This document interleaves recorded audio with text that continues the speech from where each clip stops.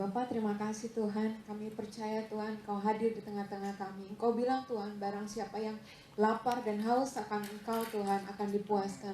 Kami datang Tuhan di hadapan-Mu, yes Lord.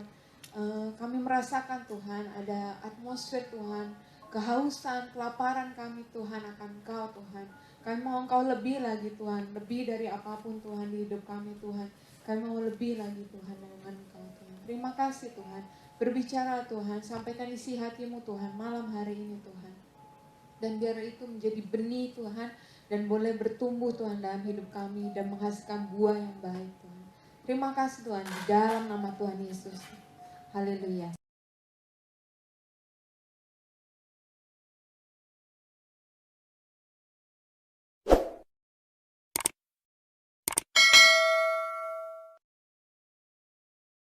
Alhamdulillah Ikhwan Akhwat, di kesempatan ini kita akan mendengarkan kisah perjalanan bagaimana Dokter Karissa bisa kembali memeluk Islam gitu kan ya. Masya Allah. Nah dok, mungkin yang pertama kita ingin tahu sih sosok Dokter Karissa tuh latar belakangnya seperti apa sih, lahir di mana, keluarganya gimana gitu. Silakan dok. Iya, salam kenal semuanya. Assalamualaikum warahmatullahi wabarakatuh. Saya bersyukur sekali, alhamdulillah boleh diundang ke sini. Alhamdulillah. Perdana juga nih untuk sharing ini gitu ya.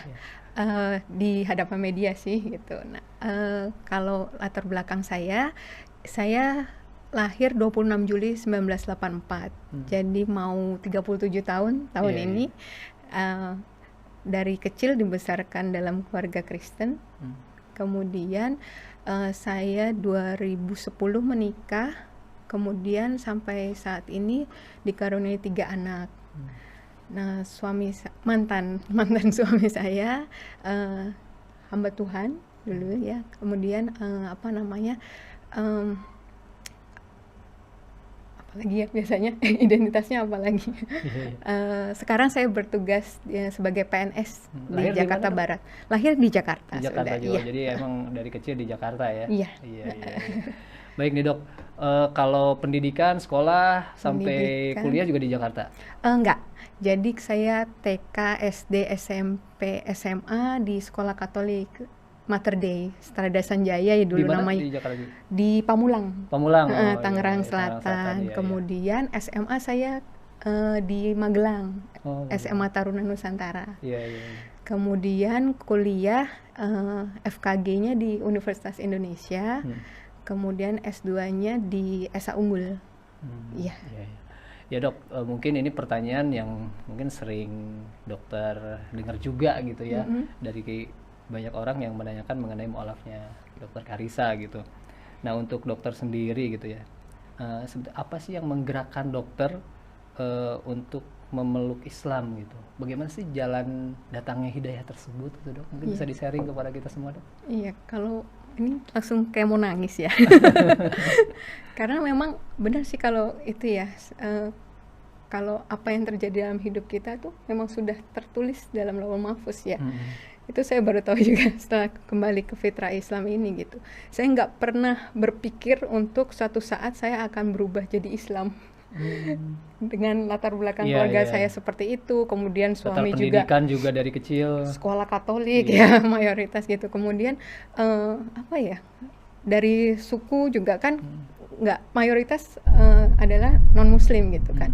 Jadi nggak pernah ada dalam pikiran saya akan sampai saat ini gitu ya.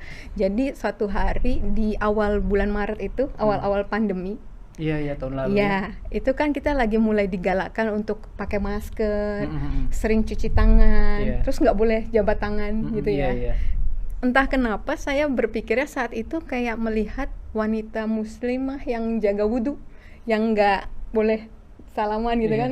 Dulu ada beberapa teman kantor saya juga yang nggak mau salaman gitu kan sama lawan jenis. Itu betul. Saya dulu juga kayak rasanya gitu banget gitu kan dulu mikirnya gitu ya. Terus atau ngelihat wanita yang pakai cadar gitu kan kayaknya, terus kalaupun mereka foto atau apa itu emang kelihatan ya, atau suaminya emang nggak ketuker ya atau apa. Sampai sempat ya mohon maaf sempat bercandanya ya seperti itulah ya gitu. Tapi nggak tahu kenapa di awal pandemi itu saya malah kayak dilihatnya adalah kok kayak orang muslimah itu ya gitu ya. Kayak sekarang kita kayak dipaksa semua pakai niqab ya, kayak seolah gitu ya, sampai berpikir bahwa ini ajaran agamanya kok baik sekali ya. Saya mikir, apalagi saya dengan latar belakang medis kan, saya mikirnya saya lihatnya bukan, saya jadi awalnya itu nggak belajar doktrin ajaran Islamnya gitu. Untuk belajar juga kan takut ya, jadi saya iseng browsing manfaat wudhu gitu, saya manfaat gerakan sholat gitu, kenapa orang pakai niqab kayak gitu-gitu. Saya lihatnya yang sederhana gitu sih gitu. Saya lihat kok secara medis ilmiah bisa dibuktikan, tapi juga ajaran agamanya masuk gitu. Berawal dari situ sih, gerakan sholat kenapa gini, terus kenapa kakinya jarinya harus begitu ditekan, secara medis itu semua bisa dijelaskan gitu kan, secara ilmiah ya. Betul. Nah itu saya agak mulai kok gitu. Terus habis itu sempat ada lagi pertentangan di batin gitu. Tapi doanya diulang-ulang. Saya mikir gitu kan. Doanya kan diulang-ulang. Hafalan. Iya Kan. Kalau soalnya saya taunya kayaknya ini doanya kan diulang-ulang itu bacaannya. Itu sepengetahuan saya aja gitu kan. Terus tapi kayak ada lagi di batin yang menjawab, atau mungkin itu Allah gimana ya. Saya itu kayak dialog gitu. Saya ambil kayak ngelihat ke langit gitu kadang. Tapi doanya kan diulang-ulang. Kadang saya gitu. Terus kayak Allah jawab, bukankah emang bumi ini berputar dengan memang semua ada hitung-hitungannya. Saya tuh pernah tahu ada zikir 100 kali, ada berapa waktu saat itu ya, waktu saya non muslim, kok doa aja dihitungin 100 kali atau berapa gitu kali. Maksud saya apa bedanya dengan kalau cuma 3 kali atau apa gitu kan. Saya sempat gitu. Terus tapi kayak di hati tuh ada yang bilang bahwa di bumi ini juga geraknya itu juga ada hitungannya semua. Coba 1 detik aja atau 1 hitungan salah aja ya berantakan gitu kan. Kayak kejawab gitu. Setiap ada saya ragu apa, kejawab. Enggak lah, itu apa di lantai gitu kan. Sholatnya sembayangnya tuh ke lantai gitu, kayaknya kotor atau gimana gitu ya mikirnya gitu ya. Terus tapi saya mikir lagi, tapi itu kayaknya itu ya di hadapan Allah semua sama ya, tapi waktu saat itu ngomong di hadapan Allah di hadapan Tuhan kan emang semua manusia sama ya gitu kan, derajatnya sama ya, itu mau kaya mau miskin semua di lantai kan, nggak bisa milih kayak mohon maaf yang sebelumnya kan saya bisa duduk di kursi yang kalau PD bisa duduk di depan mungkin, yang ini duduk di belakang, yang di depan mungkin kursinya lebih bagus atau apa gitu. Ini nggak bisa, mau duduk di depan mau di belakang ya tergantung kamu datang ya kan, kita bisa saf paling depan yang laki-laki ya gitu kan, gitu sih saya awalnya kayak gitu. Terus udah mulai tuh kegalauan muncul gitu. Saya kalau diibaratkan kayak ada di persimpangan jalan gitu mas, antara saya masih lakukan yang lama, tapi kok kosong, ragu-ragu, ada keraguan gitu. Iya betul, saya nganterin anak ke sekolah minggu ya, terus habis itu saya ibadah sendirian gitu kan, di ibadah yang dewasa, tapi pulang tuh kayak ada yang apa gitu, kayak nggak seperti biasanya gitu. Tapi untuk melakukan yang cara Islam juga belum bisa, belum belajar gitu kan. Udah sampai akhirnya beberapa saat itu malah nggak ibadah sama sekali. Ya, terus abis itu akhirnya saya. Itu berapa lama nggak ibadah sama? Nggak sih, dalam hitungan mungkin 2 mingguan itu ya. Karena kan awal Maret, saya akhirnya 2 mingguan kemudian tuh saya nggak pede ya rasanya. Kalau orang biasa beribadah terus nggak ibadah, kan rasanya kayak nggak yakin, nggak pede, takut gitu ya, kayak cemas gitu. Akhirnya nggak bisa nih, saya harus ngalah nih, harus salah satu nih gitu kan, saya pikir gitu. Terus saya cerita sama salah seorang teman gitu ya, karena saya nggak tahu harus gimana gitu. Nah tapi temannya satu agama juga ya? Islam. Justru Islam. Karena saya langsung ke yang Islam, tapi memang laki-laki. Saya bilang karena saya pikir kalau perempuan, saya kan perempuan ya. Kalau perempuan kayak agak bocor halus kan. Saya takut kalau sampai bocor ya. Ini salah saya perempuan juga ya. Mohon maaf. Nah terus akhirnya saya cerita gitu, terus tapi menurut beliau senang ya, maksudnya ada ketertarikan terhadap Islam. Saya tadi cuma cerita sebatas yang tadi saya cerita juga. Terus tapi beliau bilang kalau kan nggak boleh ya, bukan muhrimnya, diarahkan untuk saya datang ke Mualaf Center. Mualaf Center Umiren ya? Belum. Belum ya? Kebetulan ketemu dengan Bunda Sri di Mualaf Center di Jakarta Barat, Duri Kepa. Nah itu memang teman saya itu pesan gitu kan, cari yang ahwat, terus cari kalau dia menjelekkan agama kamu sebelumnya nggak usah diteruskan. Kalau misalnya dia nggak ngajarin tauhid juga nggak usah diteruskan, gitu. Pesannya gitu. Oh ya udah, terus saya ke sana. Itu sudah qadarullah juga ya. Jadi waktu saya janjian jam 9 hari Minggu, saya ingat 15 Maret itu 9 kurang 10 saya udah sampai di sana. Terus kaget bundanya, aduh saya lupa nggak cancel, soalnya itu hari pertama lockdown. Dia udah nggak mau buka harusnya, tapi saya yang lupa ngabarin, kata dia, nggak apa-apa masuk gitu.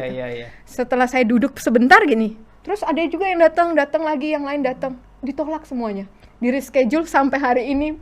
Karena belum. Lockdown itu. Betul, sampai hari ini katanya. Saya tanya, soalnya saya sampai saat ini masih ngaji sama Bunda Sri kan, itu belum buka Bunda, belum katanya gitu.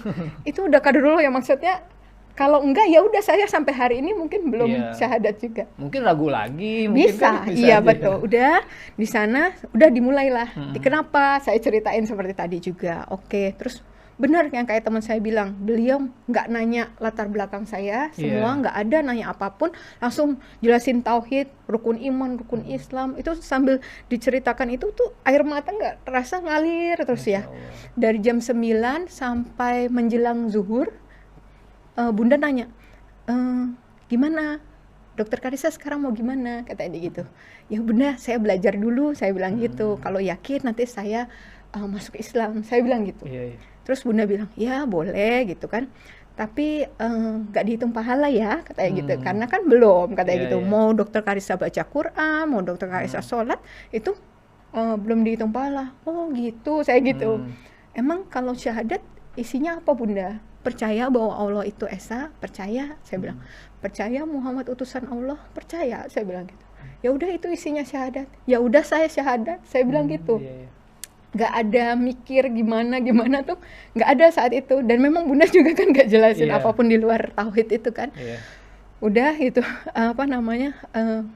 Bunda ngambilkan gamis, kerudung, saya azan zuhur saya dibimbing ucap syahadat. Bunda bilang sih pas terakhir itu, ini informal ya, kalau misalnya Dokter Karissa nanti lebih yakin mau diulang di masjid dengan saksi lebih banyak, silakan, katanya gitu. Tapi nggak tahu kenapa di hati saya ngerasanya ini nggak informal, karena sudah di hadapan Allah, gitu kan.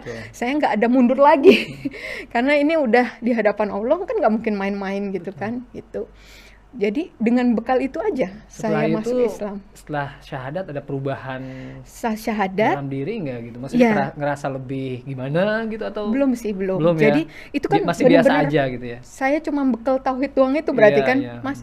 Nah terus habis itu saya itu zuhur, saya itu nyari mukena karena saya pikir asar saya udah harus sholat. Ya, saya cerita teman saya kan, dibilang emang udah bisa pakai YouTube, belajar dari YouTube. Pakai YouTube itu pun yang anak-anak, yang supaya pelafalannya pelan-pelan gitu kan. Udah beberapa kali tuh pakai YouTube. Sampai akhirnya hari Rabu itu waktunya saya masuk kantor, udah lagi WFO. Waduh, saya harus cerita ini sama satu temen yang perempuan, karena saya harus jamaah kan, sholat jamaah, nggak mungkin saya tapi pasang pakaian YouTube. belum kerudung. Belum kerudung, terus saya bilang harus bilang yang perempuan nih, nggak mungkin saya nyalain YouTube di masjid kan, nggak mungkin kan. Ya udah, akhirnya saya cerita sama salah satu teman di kantor yang kerudungnya panjang. Saya nggak tahu harus pilih yang mana kan. Terus habis itu saya bilang, Bu, aku hari Minggu kemarin syahadat. Allahu Akbar, Masya Allah, Kak nangis, dia langsung nangis kan. Kenapa Dokter Ica kan tahu saya gimana, tahu mantan suami saya bagaimana gitu. Kenapa Dokter Ica? Saya ceritain lah seperti itu. Terus, aku ikut senang ya. Tapi Dokter Ica mikir nggak sih? Katanya gitu kan, orang dapat hidayah kan sebelum nikah. Ini kan kamu udah menikah, udah punya 3 anak. Berat lah kalau di berantakan udah pasti berantakan gitu. Udah tahu rencananya mau gimana? Enggak Bu, enggak tahu. Aku bilang gitu. Dokter Ica tahu kalau setelah kemarin hari Minggu syahadat, Dokter Ica haram sama suami, dibilang gitu. Lebih kaget lagi saya, nggak dibilangin saya. Oh gitu Bu, saya gitu. Saya di dalam hati kaget, tapi keluarnya itu oh gitu Bu, kayak ya udah gitu. mungkin itu sudah jalan Allah. Kalau tadinya bunda mungkin nanya-nanya suami gimana gini-gini, terus akhirnya nih kamu kalau nanti syahadat jadi haram gini-gini, mungkin saya berpikir lagi untuk enggak ini gitu ya. Namanya rumah tangga pasti ada masalah kan, ada masalah gitu. Cuman selama ini kita bertahan gitu kan, karena ya kita taunya Tuhan benci perceraian di agama apapun ya, itu kan. Cuman ketika udah seperti ini dan ini harga yang harus saya bayar istilahnya ya, saya udah mikirnya saat itu udah yang terburuk ya, saya cuma mau taat aja kan saat itu ya. Oh gitu Bu, jadi nanti saya udah pisah ya Bu, tidurnya udah, saya mikir gitu, udah pisah. Sejak saat itu saya udah ke kamar anak gitu-gitu, terus habis itu gitu. Iya, saya menghindar, belum cerita sama suami ya? Iya, sama keluarga belum cerita. Udah saya cerita itu ya udah, akhirnya saya sholat sama ibu ini beberapa kali, terus sampai akhirnya pas jadwal WFO, ibu itu telepon lagi, Dok Ica gimana sholatnya, kan nggak ada dia. Tenang Bu, aku ke masjid, aku bilang gitu. Nggak lama masjid juga lockdown. Iya kemarin pokoknya awal-awal Maret itu hampir semua tempat umum itu termasuk masjid. Betul, tapi itu Allah baik juga. Jadi kalau saya lihat itu memang seolah-olah ya kayak pandemi kan buruk gitu ya, tapi bagi saya pribadi itu berkahnya banyak banget. Jadi waktu masjid itu lockdown, mau nggak mau saya kan harus tetap sholat, mau nggak mau saya harus hafalin bacaan sholat. Mungkin kalau nggak masjidnya lockdown, saya hari ini masih selalu jamaah kali ya sholatnya gitu ya, karena nggak ngafalin bacaan gitu. Terus ya udah jadinya mau nggak mau Isya terakhir saya sholat jamaah, saya ngafalin sampai supaya subuh saya udah bisa sholat sendiri tanpa YouTube, tanpa jamaah gitu kan. Itu hafal gitu? Iya, ngafalin dalam semalaman. Karena kan mau nggak mau harus, kalau enggak saya nggak sholat. Itu kan bacaannya banyak. Banyak. Tapi apa? Banyak. Itu diulang berkali-kali, ditulis lah segala macam cara untuk supaya subuh saya udah bisa sholat gitu kan. Dimudahkan sama Allah lah ya. Ya, itu terasa banget sih Mas. Udah kayak gitu. Terus udah, nah nggak ada yang tahu di kantor selain ibu ini. Baru sekitar sebulan kemudian itu mulai ke gap tuh, saya tiap azan kok hilang di kantor kan. Setiap azan sama ibu itu berdua ngilang gitu kan. Kan biasanya kalau ibu-ibu sholatnya di musola kantor aja, nggak ke masjid. Ini kan kami ke masjid gitu kan. Gitu. Terus udah mulai sebulan ketahuan sama bapak-bapak teman kantor yang laki-laki kan, karena yang ke masjid laki-laki. Terus cerita dia ke teman saya yang lain, gua ngelihat Dokter Karissa ke masjid, yang bener nggak mungkin gini-gini gitu. Terus abis itu coba kapan-kapan foto katanya gitu. Bener lah, rame lah ya, rame, heboh di foto. Iya, sampai akhirnya teman saya tiba-tiba sore-sore mau pulang kantor, pada datang nyelamatin saya. Selamat ya, selamat apa? Saya mikir kayak ulang tahun enggak selamat ya gitu. Kita udah sudah gini-gini gitu, Pak. Bayangan saya itu bukan apa-apa ya, saya bukan yang nggak mau cerita sama teman kantor, nggak mau cerita sama keluarga. Cuma saat itu kan saya pengetahuannya minim banget. Kalau saya langsung ngomong gimana-gimana, terus ditanya-tanya, terus saya malah jadinya jatuhnya jelekin Islam nanti kalau saya salah jelasin atau apa gitu. Saya takutnya salah itu aja. Pokoknya belajar aja dulu. Saya gitu pikirnya ya. Mau belajar lagi gitu, lebih lagi belajar lagi baru mungkin pada tahu. Tapi itu udah Allah yang rancangkan semuanya dengan sempurna, dengan rapi banget. Jadi teman saya tahu dulu, Pak. Nah terus mulai mereka, jadi bukan kan saya di keluarga anggapnya dikirain karena saya lingkungan PNS mayoritas muslim itu yang mempengaruhi saya jadi muslim. Padahal itu, dalam pergaulan kami kan nggak ada bahas agama sama sekali. Profesional nggak ada. gitu Iya betul. Nah kemudian saya suka lari, komunitas lari juga kan ya udah selesai lari udah nggak ada bahas tentang agama juga gitu. Nah jadi baru setelah itu mereka tahu, baru mereka kirim link, kirim buku, kirim apa supaya gitu kan. Belajar, gitu betul. Setelah itu memang baru. Nah kemudian ada salah satu guru ngaji yang betulin bacaan gitu-gitu bilang, kapan Dok harus ngomong sama keluarga, suami terutama ya, karena dari keluarga terdekat, orang tua Dok ngomong, ya ntar ya Bu, udah masuk Ramadan. Itu kalau diceritain apa namanya, ini langsung nggak apa-apa kronologisnya Ya, ya, nggak nggak apa-apa, apa-apa, saya nggak biarin nggak ini Iya, ya. iya, nggak Padahal apa-apa. ditanyain Lanjut cuma aja, dapat iya. hidayahnya, tapi lah jadi lanjut. Nggak apa-apa, nggak apa-apa. Nah, jadi itu kan apa namanya, mau masuk Ramadan. Itu saya mulai belajar taraweh kan, cara sholat taraweh gitu Iya. ya. Saya udah belajar, cuma saya lagi mikir, itu 2 hari sebelum mulai taraweh pertama saya belajar itu. Saya mikir gimana ya, yang 4 rakaat aja saya deg-degan sholatnya. Jadi rumah saya tuh ada CCTV-nya semua. Cuma ada satu blind spot itu yang di depan pintu klinik saya. Jadi kalau dari sisi sini ada CCTV, dari sana CCTV, pas di depan pintunya banget lah, itu yang kayaknya blind spotnya, yang Iya, nggak iya, dapat iya, nggak dapet CCTV CCTV, manapun. iya, Jadi iya. saya sholat di depan pintu klinik saya, yang mana itu deket sebelahnya kamar mandi, sebelah pintu klinik gitu. Iya, iya. Jadi saya sholat di situ, diam-diam, termasuk pembantu saya mungkin nggak tahu juga, walaupun mereka mungkin nyuci mukena yang bukan miliknya, mungkin ya tahu juga tapi nggak tanya. Itu setiap habis sholat tuh keringat sejagung-jagung, karena saking deg-degan, takut ketahuan. takut ketahuan, Iya iya, betul. 4 rakaat itu rasa lama banget. Saya nggak kebayang 11 rakaat Apalagi pas taraweh. taraweh gimana. Udah, tapi ya saya nggak tahu, saya jalanin aja, terus saya belajar aja. Pas harinya harus taraweh itu, pulang kantor, tiba-tiba saya masuk rumah kosong. Jadi anak-anak, suami, pembantu itu ternyata lagi diajak pergi ke rumah mertua. Terus habis itu saya selesai taraweh, selesai rakaat terakhir, pintu pagar dibuka. Jadi istilahnya mereka baru pulang lagi, jadi saya bisa taraweh dengan lancar gitu. Ya, Itu banyak kemudahan yang Allah kasih. Setiap habis selesai sholat yang wajib itu saya ini, alhamdulillah ya Allah bisa sholat, kasih kemudahan ya Allah untuk bisa sholat yang selanjutnya. Itu terus kayak gitu. Itu saya ingat banget prosesnya saat masih belum ketahuan. Ya, sampai Lebaran apa? Sampai waktu Ramadan itu saya alhamdulillah kan belum bisa bahasa Arab. Jadi saya baca Puasa terjemahan. juga dok, udah mulai puasa. Kalau puasa saya dulu non muslim kan memang udah sering puasa juga. Iya, udah inilah ya. Udah terbiasa juga Ya, ya. udah sering terbiasa.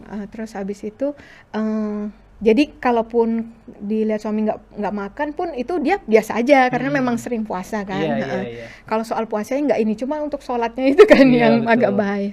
Nah udah, terus habis itu saya bisa minggu ketiga Ramadan kalau nggak salah itu selesai terjemahan Al-Quran. Maksud saya nyari kesalahan mas.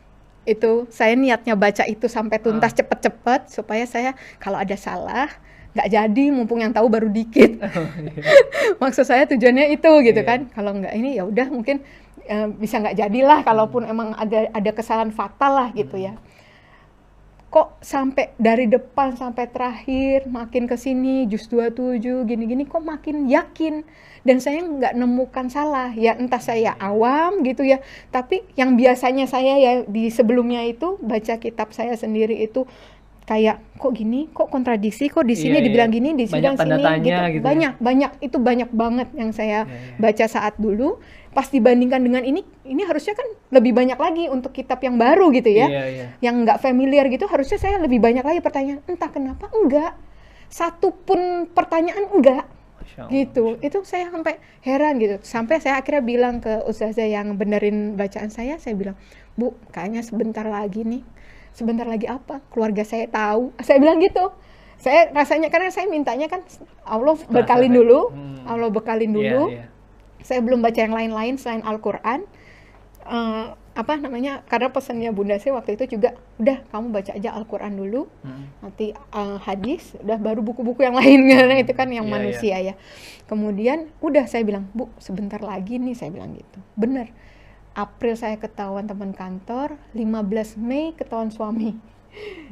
Selesai sholat Isya, itu saya rasanya perlengkapan sholat itu udah saya simpan dengan baik. 15 Mei itu sudah setelah Lebaran kalau salah ya, tahun lalu ya? Belum. Oh belum ya? Belum. Masih Ramadan? Belum, masih Ramadan. Masih Ramadan, iya. 15 Mei itu masih Ramadan. Masih Ramadan. Saya Isya, terus ketahuan alat sholatnya. Itu saya nggak tahu harus gimana ya. Terus saya cerita ke teman kantor ya, ke bos saya, "Bu, saya ketahuan," saya bilang, "alat sholat saya nggak bisa sholat," saya bilang gitu. Ke lawyer juga, "Ya udah kamu diam-diam aja dulu, jangan kelihatan kamu sholat." Itu juga Pak, 2 hari sebelumnya atau berapa hari sebelumnya, pokoknya nggak lama sebelum itu, saya tuh lagi baca-baca buku fikih-fikih sholat itu, yang bagian tayamum tuh saya lewatin. Saya pikir kan masih banyak yang harus dipelajarin ya. Tayamum ntar dulu aja lah gitu ya. Saya pikir karena masa sih di sini tayamum gitu kan. Air, ya? Banyak air, entahlah. Tapi kok berhenti di tayamum itu berhenti dan saya baca gitu. Jadi ketika alat sholat diambil pun nggak boleh dipakai pun itu ya saya ingat, jadikan sabar dan sholat penolongmu gitu kan. Dalam keadaan gimana pun saya harus tetap sholat gitu kan. Walaupun nggak boleh kelihatan sholat, ya udah akhirnya saya nggak wudu, pakai tayamum aja. Kemudian pakai tutupannya tuh kalau nggak selimut, bed cover, apa yang adalah spray karena saya buat tutupan gitu. Cuman karena supaya tetap bisa sholat itu. Gerakan tapi tetap normal gitu gerakan atau isyarat? Kalau nggak ada dia, saya gerakan lengkap. Tapi kalau nggak ada ada dia gitu, saya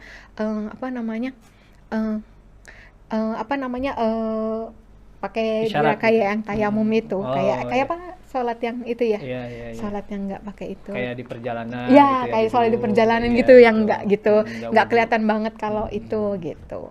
Udah terus abis itu 31 Mei ketahuan. Nah ini nanti puncaknya itu. Masya Allah, yang Dok. Nanti 31 Mei ditahan ya. Sebentar Dok, ini mungkin para pemirsa atau pendengar baru menyalakan radionya. Mungkin nih siapa nih yang lagi bincang-bincang di Rasil. Ikhwan Akhwat, kita kedatangan tamu Dr. Gigi Karissa. Beliau salah satu mu'alaf ya yang kembali memeluk Islam. Revert, kalau bahasa Inggrisnya itu ya revert, bukan convert sebetulnya ya. Karena kembali, karena memang fitrahnya kan sebetulnya dari Muslim semuanya, dan sekarang kembali memeluk Islam setahun yang lalu, 15 Maret 2020 Dok ya. Masya Allah, tadi di awal Dr. Karissa menjelaskan ternyata pandemi ini memberikan Masya Allah ya hikmah buat Dr. Karissa. Malah dengan pandemi ini gitu ya, Allah tuh memberikan jalan hidayah buat Dr. Karissa. Bagaimana tadi Dr. Karissa menceritakan, lihat muslimah memakai niqab atau cadar, mereka tidak bersentuhan dengan yang bukan mahram.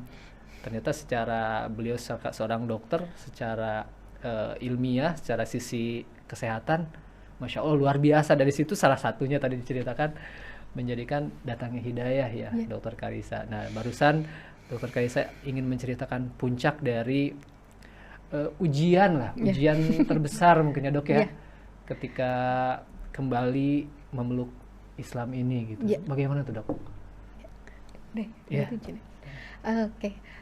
Jadi waktu yang 15 Mei sudah ketahuan, akhirnya saya menjalani hidup seperti biasanya lagi, tanpa sepengetahuan mantan suami, karena dia juga udah pesan, sudah kamu ajarin lagi ayat hafalan Alkitab. Kan anak-anak saya ajarin ayat hafalan juga, tapi yang Alkitab gitu kan. Cuman saya nggak lakukan juga karena saya udah nggak bisa lagi kan ya gitu kan. Sudah, terus sampai akhirnya 31 Mei itu saya ingat saya mau tahajud, jadi sekitar jam 3:30-4 pagi ya. Itu saya pikir suami saya sudah tidur, jadi saya ngambil wudhu, terus ngelar sajadah, terus lagi mau takbir, tiba-tiba saya di kamar anak, karena kan saya bilang tidurnya sudah pisah di kamar anak itu, jeglek pintu dibuka. Tapi kan dokter udah mau sholat gitu ya? Udah begini, udah nggak bisa apa-apa. Cuman udah denger gitu ya? Udah langsung, tadi nggak dengar langkah kaki tuh, biasanya saya, ini Mas, jadi sebelumnya kalau setiap saya sholat, dengar langkah kaki, mau saya udah di ujung sholat pun saya ulang dari depan, langsung nggak jadi gitu lagi gitu. Nah ini saya bener-bener nggak dengar langkah kaki pun, jadi langsung jeglek gitu. Udah, dia langsung gini, terus ngelihat sajadah, ngelihat saya pakai mukena, saya udah pasrah dengan mukena itu. Terus dia langsung keluar lagi, terus saya buka, ini saya lanjutin sholatnya. Terus saya keluar, buka mukena, ya terus saya keluar gitu kan. Kamu kan udah saya bilangin, dia bilang gitu. Kamu nyari apa sih, kata dia gitu kan. Terus saya bilang waktu saat itu ini, oh iya, sebelumnya itu memang saya sempat ada sounding ke adik saya. Kayaknya mungkin suami saya juga dapat bocoran dari adik saya ya, mungkin karena saya sempat diskusi Saya bilang ke Masih adik, beragama Katolik juga kan? Kristen, ya. iya. Itu saya bilang ke adik saya, kan ada yang sekolah kedokteran juga. Saya bilang, Dik, kamu kalau cari referensi buku yang terbaru kan, gitu kan, yang ini. Iya, kata dia gitu kan, the latest one kan, saya bilang gitu kan. Iya, nah aku tuh lagi mikir, aku bilang gitu, kalau misalnya Yesus itu kemarin yang kita anggap itu Tuhan gitu ya, kalau dia itu harusnya kalau Tuhan itu berarti waktu dia datang itu harus paripurna dong, udah sempurna lah gitu, nggak perlu ada nabi lain yang harus diutus gitu kan, karena Tuhan sendiri turun jadi sebagai nabi gitu kan gitu, buat apa harus ada nabi selanjutnya gitu kan, dia udah harusnya paripurna gitu. Kenapa ada Nabi Muhammad ya, Dik? Aku bilang gitu. Apa namanya?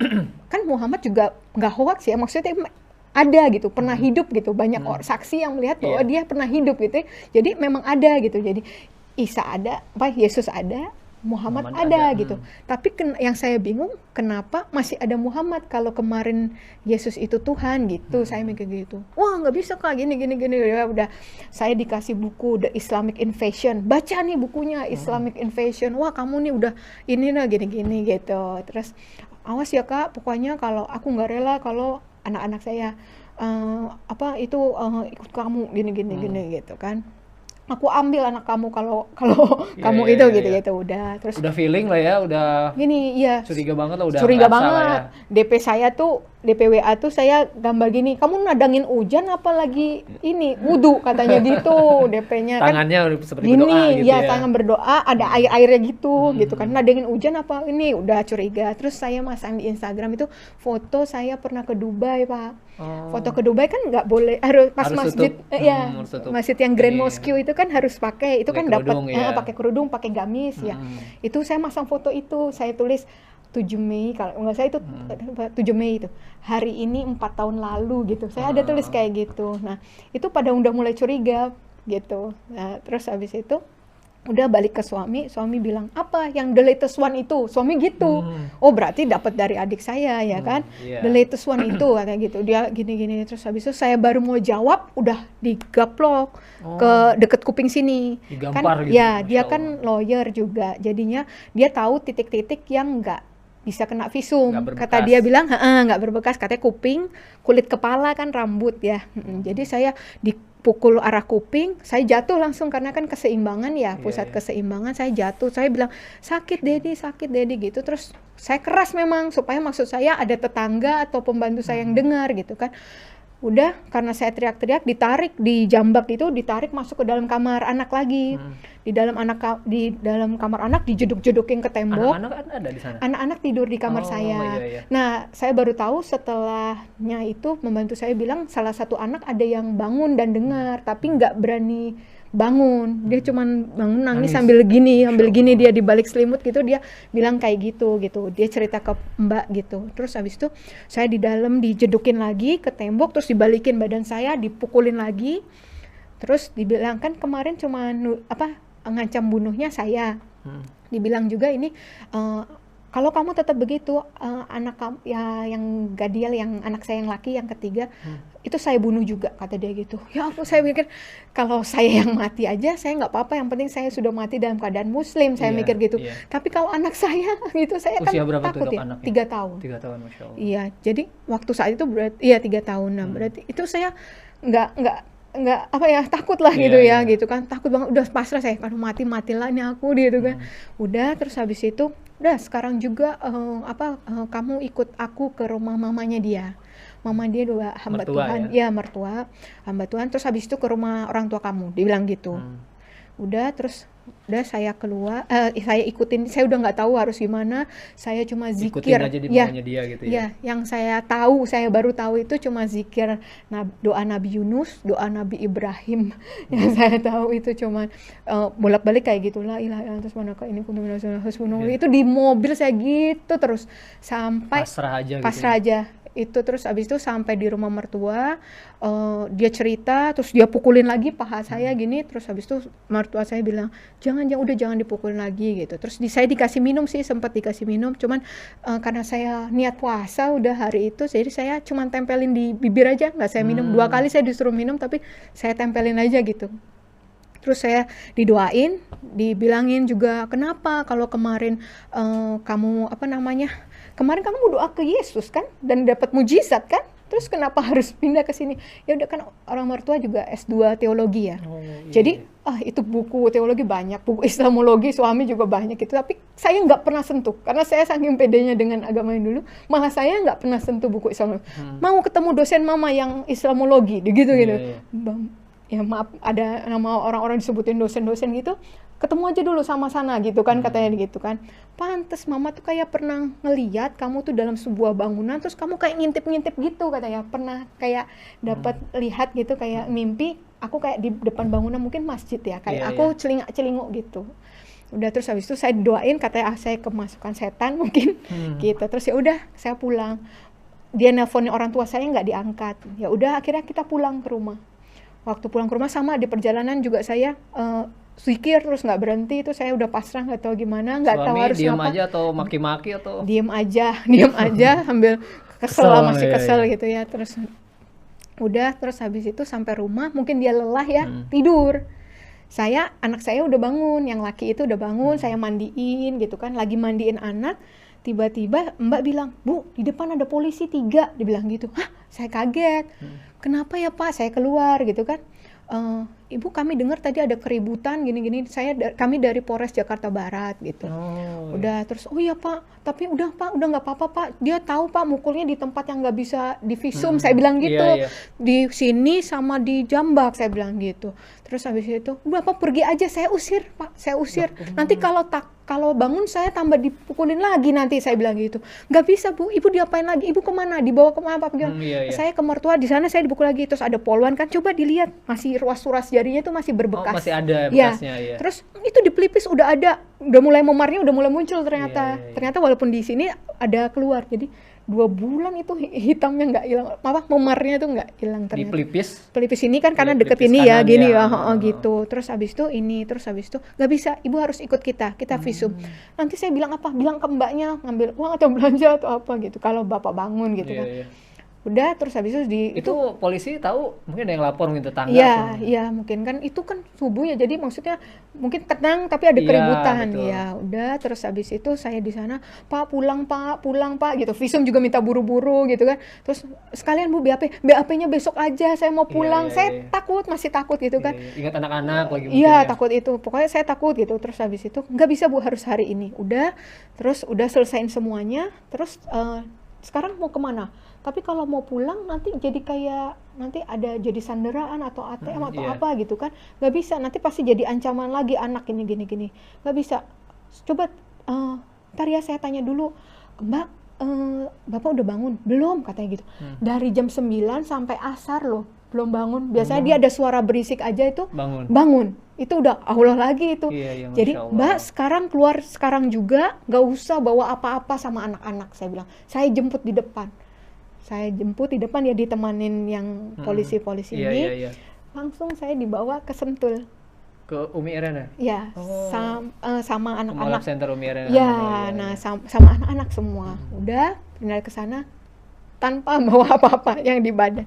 Udah, terus 2 hari kami mandi gak ganti baju karena nunggu dari temen baju-baju bekas gitu, karena kan di sana nggak ada juga. Kemudian udah, itu saya sempet galau itu masih di sana. Itu aku cerita Umi seminggu ini anak-anak jam 3 pagi belum tidur, susu nggak habis, makan nggak habis, nggak pup, saya bilang gitu. Stres juga mungkin stres juga Pak, kaget ya, betul, tempat baru gitu kan. Terus habis itu, apa saya pulangin ya Umi, aku bilang gitu, aku zolim nggak sih sama anak-anak? Saya sempat ragu gitu kan. Umi bilang, kamu nggak boleh ingkar sama kemudahan yang sudah Allah kasih, dibilang gitu. Kalau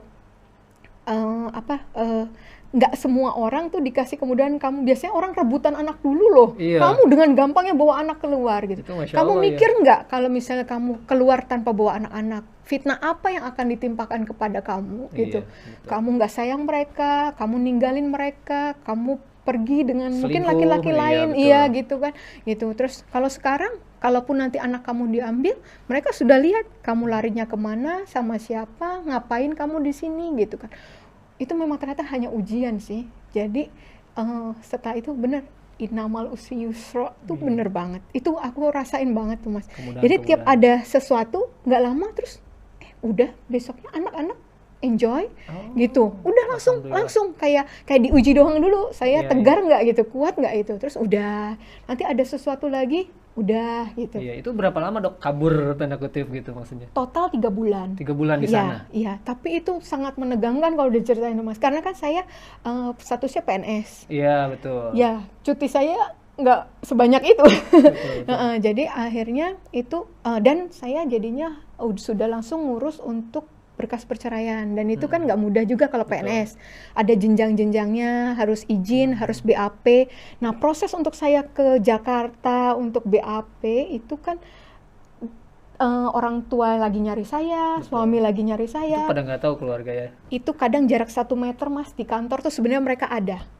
Tapi bisa Allah lindungin terus, istilahnya masih diluluskan mereka terus. Tuh nyari ya? Itu nyari, katanya itu karena setelah udah enak ya, sekarang sih soal hubungan apa semua udah baik. Mereka taruh orang di tiap lantai sebenarnya. Udah dibilangin, ini fotonya, ini kalau pakai masker, ini kalau pakai kerudung, udah digituin, tetap nggak ketemu. Itu saya di jalan, Allahumma yasir walatu asir gitu-gitu terus dibantu teman-teman banyak banget. Saya orang malu ya, sungkanan gitu sama orang. Jadi sebenarnya saya nggak minta tolong sama orang gitu. Saya doanya sama Allah ya. Tapi Allah kayak gerakin semesta orang-orang itu Masya untuk Allah. Tolong saya gitu waktu saat itu Mas. Jadi udah sampai pulang lagi, sampai Umi bilang, ada harinya yang paling, Umi ini pasti udah Umi, aku kayak nyerahin diri aja Umi. Ini pasti aku ketangkep, pasti ketahuan. Udah, jadi aku nggak usah pergi atau gimana gitu, kayak mau lari gitu, kayak nggak mau hadapin gitu. Tapi pas sholat malam dapat ayat dari Fusilat 30:31 itu saya ingat banget. Langsung saya sharing ke Umi, aku berani sekarang. Yang artinya apa? Jadi itu isinya nanti boleh dilihat ya. Itu jadi intinya kayak Allah itu ya udah, kami yang akan melindungi kamu gitu. Ketika kamu milih agama ini gitu.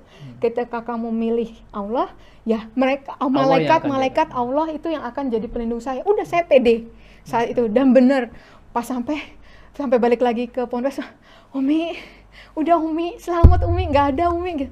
Alhamdulillah, itu mereka juga doa terus kan di sana gitu. Bukannya gimana ya, karena saatnya belum tepat gitu sih, bukannya mau menghindar terus gitu sih, enggak sih, nyari udah keadaannya lebih safe, baru itu mau bertemu dengan mereka gitu. Dan memang bener, udah waktunya Allah, itu saya ketemu orang tua, jadinya. Kapan tuh Dok, berapa bulan dari masuk Islam itu? Ketemu orang dari 31 tua Mei pertama ketahuan di Jambak gitu tadi. Iya, itu nggak lama dalam proses itu saya ketemu orang tua itu di bulan Juli. Juli ya. Saya ulang tahun itu dibantu Kohani juga tuh waktu ulang tahun. Kohani bilang, kamu ucapin ke papa saya ulang tahun Juni, saya suruh kirim video gitu. Terus anak saya ulang tahun juga suruh video, nanti itu gimana pun tetap orang tua kamu. Betul, kan walaupun beda agama tetap orang tua kamu, tetap harus berbuat baik. Itu harus tetap buat baik gitu, kabarin mereka kamu baik-baik aja sama anak-anak kayak gitu. Akhirnya ya ditemukan dalam kondisi udah bisa nerima gitu.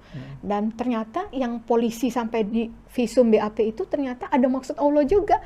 Saya nggak pernah ada kepikiran kan Mas ngelaporin suami untuk visum KDRT, nggak pernah ada pikiran dalam hati saya, walaupun itu bukan KDRT pertama saya.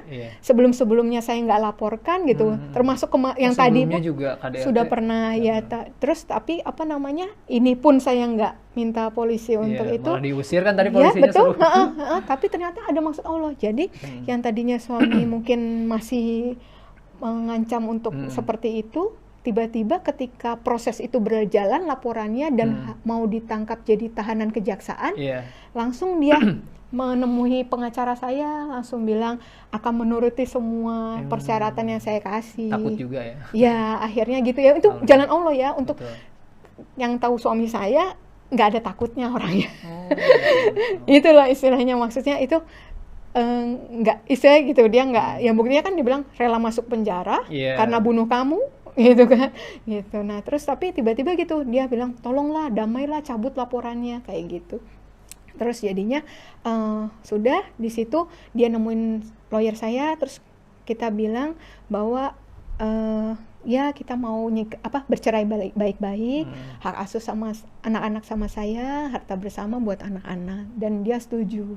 Ya sampai hari ini sudah alhamdulillah sudah hubungan sudah damai ya, walaupun sudah nggak bersama satu rumah kayak gitu. Anak-anak sama dokter Karissa anak-anak sama saya gitu, yang di luar dugaan saya, karena kan saya udah mikirnya saya udah sebatang kara aja udah. Yang tadi yang di awal itu saya udah kemungkinan terburuk saya yang pikir gitu, saya nggak tahu gimana. Tempat tinggal di mana dok setelah dari balik ke rumah saya yang lama ternyata. Jadi sempat di Umi Iren 3 bulan, 4 bulan dipinjami rumah teman saya juga, teman kantor di daerah Bintaro.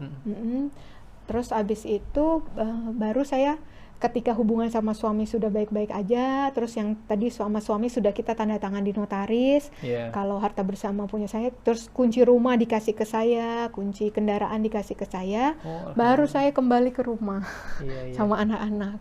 Suami tinggal di? Sekarang saya kurang tahu, karena kemarin terakhir saya taunya di rumah kakaknya gitu. Nah, terus sekarang di mana saya nggak tahu sih. Tapi ya maksudnya rumah ini udah sepenuhnya atas nama dokter Karissa gitu dengan anak-anak. Gitu. Masya Allah. Itu kemudahan juga ya. Itu semua kemudahan. Ya orang pasti tadi di awal pasti ya masuk Islam, setelah berkeluarga punya anak 3 berantakan gitu. Udah Mas. Terus saya yang tahu saya juga orangnya tuh yang kayak nerimo aja gitu, yang nggak ada perlawanan gitu. Makanya sampai ya gosipnya sangat banyak Mas. Karena saya kan satu sangat nggak mungkin, saya juga orang yang juga melayani di gereja gitu, tiba-tiba begini nggak mungkin kayak gitu. Terus abis itu kemungkinannya ada orang lain, terus abis itu mau menikah sama orang Islam, jadi kayak begini gitu kan. Padahal ya begini aja hidupnya. Terus sampai sempat mama saya bilang ke pembantu saya, bilang ke ibu kamu ya udah kaya ya. Jadi saya waktu di pindah ke Ponpes itu dibilang, ini mem kata mantan suami saya, ini dia lagi di hotel di apartemen, ada laki-laki kaya yang hidupin dia. Ya kayak gitu-gitulah gitu. Terus abis itu padahal sebenarnya di sana iya betul kayak gitu. Ada di kantor ada yang dibilang lagi hamil jadinya begitu gitu-gitu, banyak juga gitu. Tapi ya udah ya saya untuk sesuatu yang mengorbankan banyak hal gini, apalagi anak itu kan itu ya yang berharga banget ya. Saya dari kemarin bertahan dalam masalah rumah tangga ya karena anak gitu kan. Terus sampai saya begini juga, masa sih karena cuman hal begitu aja saya pindah gitu kan gitu. Terus akhirnya ya udah saya biarin aja, yang penting Allah yang tahu hati saya kayak gimana. Itu alhamdulillah gitu, kayak yang tadi saya bilang itu saking sempurnanya itu, saya dikira udah merancangkan ini semua, padahal nggak ada satupun. Saya setiap ditanya di Kohani, saya ditanya sama teman-teman kampus dulu kan yang pada datang, itu bilang rencananya Ica gimana, kerjanya gimana gitu. Nggak tahu, setiap ditanya itu saya nggak tahu. Tapi ya udah, hari ke hari tuh pertolongan Allah ada. Iya. Dan makin yakin sih yang utama itu Mas. Jadi ada kadang ragu sih, kadang ragunya gini, saya justru ketika saya ngurus perceraian itu saya ragu. Kayak setan bisikin, kamu yang rusak, kamu nyabut kebahagiaan anak-anak, ya kayak gitu. Di saat suami saya bilang saya lagi mau bertobat, kok malah kamunya yang pergi dari saya, kata dia kayak gitu. Nah terus itu, tapi balik lagi ketika udah saya akhirnya zikir gitu, kalau ada bisikan itu saya zikir lagi, kayak Allah bilang bahwa siapa tahu saya justru pembuka jalan hidayah buat keluarga saya, ya kan gitu. Saya nggak pernah tahu sih gitu kan, itu hidayah murni kan, hatinya Allah ya gitu. Itu saya bisikan Masya Allah luar biasa juga ya, bisikan bikin kita ragu gitu dong. Ragu. Itu pasti. Saya ajaran saya nggak ragu, tapi kalau anak saya ragu.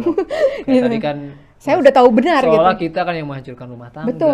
tadi merebut kebahagiaan anak. Masya Allah itu. Status janda itu nggak banget ya Mas. Terus abis itu bercerai, itu yang saya pertahankan dari dulu itu kan, jangan sampai bercerai lah istilahnya. Tapi akhirnya saya mikir lagi gini, itu kan semua ininya dunia ya. Apa yang diberikan oleh dunia, label yang diberikan dunia. Apa gunanya saya tetap punya keluarga yang utuh, tapi akhirnya saya nggak selamat gitu kan. Nanti kan terakhirnya ya udah masing-masing sendiri kan pertanggungjawabannya gitu kan. Di akhirat pertanggungjawaban sendiri-sendiri. Jadi ya udah saya ambil resiko itu. Saya percaya, masa iya sih kalau saya sama Allah anak-anak saya jadi berantakan, jadi ini gitu ya. Ya udah. Itu anak-anak paling besar usia berapa, Dok? 9, 7. Kemudian ini mau 4 tahun. Tanggapan mereka dokter memeluk Islam gimana? Ya, terutama yang 9 tahun mungkin kan sudah sudah gede itu saya nggak banyak ngira. pertanyaan, Betul. apalagi kan diajarin taat banget. Iya, sebelum suruh ngafal ayat. ngafalin ayat-ayat Iya. kitab sana ya. Iya, itu anak saya yang pertama tuh kritis banget. Iya. Jadi saya belum berani cerita banyak.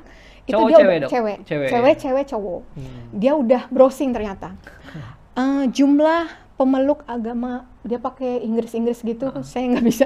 Jumlah pemeluk agama Islam di dunia, terbesar di mana? Jumlah pemeluk agama Kristen terbesar di mana? Jumlah agama terbesar di dunia sama agama terbesar di Indonesia. Saya mikir, ngapain kamu nyari itu? Mami tahu nggak agama yang terbesar di Indonesia itu Islam, dia gitu-gitu. Terus habis itu di dunia ini gitu. Dia udah bahkan angkanya dia sebutin. Kenapa kamu nyari itu? Saya bilang gitu. Mungkin dia dengan logika anak-anak ya. Kalau banyak mungkin itu yang benar. Mungkin gitu. Saya nggak tahu ya kenapa dia arahnya ke sana gitu. Tapi sih memang secara hukum dia katanya kan anak-anak yang lahir dalam pernikahan agama apa ya, itu dia agamanya masih itu sampai dia memutuskan untuk pindah mau ganti ya gitu, dengan dia mengerti gitu. Kalau dari secara hukum gitu, saya juga konsultasi sama kan ada tergabung grup-grup mualaf juga yang ahwat, itu juga ada yang ternyata salah satu kasusnya sama kayak saya yang dapat hidayahnya setelah punya anak. Nah itu saya tanya gimana kita ngajarin, atau takutnya mereka bingung atau apa, malah jadi nggak agama nanti kan malah lebih repot. Terus saya disaranin untuk nggak apa-apa kita tunjukin akhlak yang baik sebagai seorang muslim. Nanti nanti mereka akan menilai, karena kalau secara anak-anak kan akan memilih yang enak. Betul. Yang Islam ini lebih ribet dari sosok ibunya gitu kan, pasti dilihat. Kalau ngelihat Islam kan kayaknya lebih susah ya. Mau doa harus cuci dulu, doanya banyak tiap hari gitu kan. Wajib puasa, sholat 5 kali ya gitu kan. ya. Mungkin kalau anak-anak akan milih yang lebih enak mungkin gitu kan. Cuman makanya kita approach-nya mungkin dengan jadi contoh aja kayak gitu. Nah sekarang sama keluarga dari mantan suami masih udah baik sekarang ya? Sama semuanya sudah baik sih sebenarnya. Kalau keluarga Dokter Karissa sendiri? Iya. Ibu, bapak? Iya, alhamdulillah juga. Saya kan dengar cerita mualaf, ada yang dicoret dari kartu keluarga lah istilahnya gitu kan, yang kayak udah nggak dianggap ya. Alhamdulillah saya pikir masih lama lagi saya bisa diterima begitu, ternyata enggak. Mereka langsung bisa menghargai, mereka lebih memikirkan keselamatan ya, keselamatan nyawa gitu. Jadi mereka nerima banget. Saya dari yang menghargai mereka juga, sholat tetap ngumpet di kamar gitu, sampai akhirnya saya kelihatan sholat pun mereka malah jangan berisik. Anak-anak saya juga, ada anak yang kecil godain, jangan gangguin mami lagi sholat kayak gitu. Yang mereka menghargai gitu. Puasa ini saya disiapin sahurnya, ini puasa untuk berbuka. Kedua dong ya? Puasa kedua, alhamdulillah. Islam ya. Meskipun sebelumnya tadi udah biasa lah puasa di agama sebelumnya ya. Iya, beda. Ada bedanya nggak sih dok? Puasa sebelumnya sama puasa ketika sudah memeluk Islam? Saya rasa sebenarnya prinsipnya sama. Kita nggak hanya menahan lapar dan haus, tapi ibadah, meningkatkan ibadahnya. Sama gitu, dari subuh sampai maghrib juga nggak? Enggak. Enggak. Kalau dari teknisnya beda gitu. Ada beberapa macam jenis puasa kalau di sana kan. Ada yang waktu itu saya pernah yang puasa air aja 40 hari, makannya enggak. Pernah nggak makan 3 hari, namanya puasa gitu, 3 hari nggak makan nggak minum kayak gitu. 40 hari cuman minum doang, ada macam-macam. Ada yang cuman puasa Daniel yang cuman makan sayur aja kayak gitu, yang daging-dagingan enggak kayak gitu. vegetarian gitu. Ya, ada macam-macamnya sih. Jadi gitu. puasa Ramadan biasa aja lah ya gitu, maksudnya udah terbiasa dengan tidak makannya mah mungkin. Nggak biasa juga sih gitu, tapi rasanya kan saya tahu ini kan nanti pahalanya adalah dosa kita dihapuskan kayak gitu, yang berlipat-lipat ibadah di bulan ini yang gitu amal ya. kebaikannya digandakan ya, betul, gitu betul, sih betul. Yang itu yang jadi ibadah kayak sunnah jadi wajib ya bener ya, jadi lebih semangat gitu aja sih karena rasanya itu keberkahannya kan banyak gitu. Terus harus sedekah sama orang gitu. Betul. Kan itu yang beda-bedanya di situ kali ya. Sekarang masih belajar di Umi Irene atau di mana, Mualaf Center atau di grup atau gimana, pengajian rutin di mana dok? Iya. Alhamdulillah kalau sama Umi Iren waktu itu saya sempat tergabung. Kalau Umi Iren kan terkenalnya kristologinya. Iya betul. Ya itu saya sempat ikut pertemuannya sekitar 16 kali pertemuan waktu itu. Itu masih online ya semuanya. Kemudian yang MCI Ahwat juga saya masih ikut. Kalau Sabtu ngaji sama Bunda Sri langsung private, itu juga dibenerin bacaan-bacaannya kayak gitu sih. Ya, teman-teman di kantor sampai sekarang alhamdulillah ya, apalagi sudah akhirnya nggak sembunyi-sembunyi lagi, nggak kabur-kaburan lagi. Iya betul, itu alhamdulillah banget. Terus kan saya sejak saya balik lagi bekerja itu saya udah ganti bajunya, seragamnya yang gamis, terus jilbabnya yang tertutup dada, menutup dada. Itu alhamdulillah bikin efek juga di sana. Jadi kepala sudin saya itu sering ngomong ke teman-teman muslim yang mungkin belum pakai hijab atau yang pakai hijab tapi dadanya masih terlihat, itu bilang, nih masa nggak malu sama dokter Karissa udah langsung pakai gamis, pakai ini. Itu ada efek-efek itu sih yang saya sih sebenarnya nggak berniat begitu ya, cuma malu juga sebenarnya cuman masya Allah ternyata teman-teman tuh jadi ikut ke bawah gitu ya, gitu kan. Kalau aduh masa kalah puasa Senin Kamis masa cuman dokter Karissa aja yang puasa Senin Kamis, akhirnya pada ikutan gitu.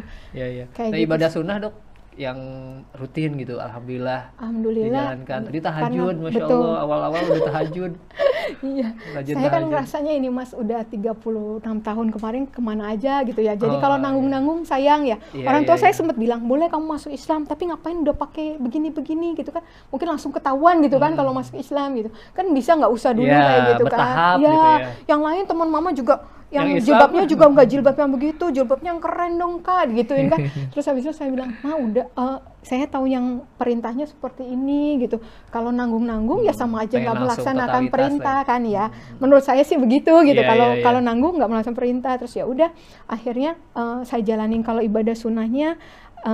Kalau sunnah sholat sunnah sebelum wajib, kalau subuh, sesudah sebelum zuhur, asar, maghrib, isya itu saya jalanin, duha, dijaga juga, tahajud, witir, taubat yang saya tahu baru itu. Masya Allah. Hajat kalau ada sesuatu, gitu. Masya Allah, luar biasa.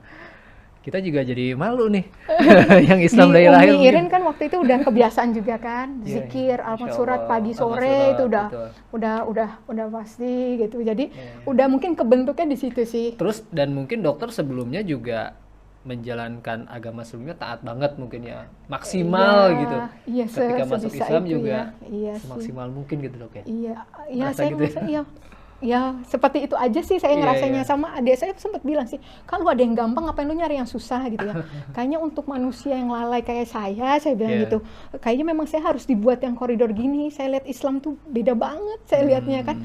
Itu nggak sekedar agama, kalau saya lihat Islam itu kayak ada ideologi juga ya. Kalau misalnya Islam tuh dari kita bangun tidur sampai kita tidur lagi, dari kita lahir sampai kita mati udah diatur semua gitu kan, nggak cuma soal urusan agama maksud saya gitu. Jadi itu saya ngeliatnya Islam tuh beda kayak ideologi malah, karena apa semua tatanan ada gitu. Semua ada aturannya dari Allah. Hadisnya ada gitu kan. Mau ngomong pemerintahan ada, mau ngomong tentang kehidupan sosial ada, ekonomi ada, harta haram, saya lagi belajar harta haram itu ada. Ini menarik sekali perbincangan kesempatan ini Ikhwan Akhwat dengan Dokter Karissa, Dokter Gigi Karissa Grani, mualaf yang akhirnya memeluk Islam kembali ya, revert ya, yang sebelumnya Katolik ya? Kristen. Kristen. Alhamdulillah 15 Maret tahun 2020 lalu akhirnya kembali memeluk Islam. Sebetulnya masih banyak. Saya juga banyak list pertanyaan tadinya ingin disampaikan, tapi beberapa tadi dari kisah perjalanannya sudah terjawab. Mungkin di lain waktu kita akan bincang-bincang lagi dok. Kita sudah dikasih kode sama kameramen, waktunya sudah habis. Dan insya Allah terima kasih dok kehadirannya ke Studio Rahasil. Terima kasih atas sharingnya. Insya Allah ini banyak hikmah buat para pendengar, para pemirsa, terutama mungkin para mualaf atau yang sedang di persimpangan mungkin yang mendengarkan kisah Dokter Karissa yang Masya Allah ujiannya, tapi tidak sedikit tadi, sangat banyak juga kemudahan-kemudahan dari Allah dok ya. Sampai sekarang Masya Allah. Mungkin kita cukupkan dulu dok, terima kasih sekali lagi. Kapan-kapan kita bisa bincang-bincang lagi dengan pendengar Hasil di sini, atau nanti silaturahim. Penyiar kita Mbak Caroline katanya tadi ingin banget ketemu sama Dokter Karissa, mungkin nanti bisa dengan Mbak Caroline. Baik, sekali lagi terima kasih Ikhwan Akhwat atas kebersamaannya. Sekali lagi semoga kita dapat metik pelajaran dan hikmah dari bincang-bincang di kesempatan ini. Saya Rizal Haq bersama kameramen yang bertugas, ada Bang Atef dan juga Bang Yusuf dan Bang Neja undur diri. Subhanakallahumma bihamdika asyhadu an la ilaha illa anta astaghfiruka wa atubu ilaik. Billahi taufiq wal hidayah. Wassalamualaikum warahmatullahi wabarakatuh.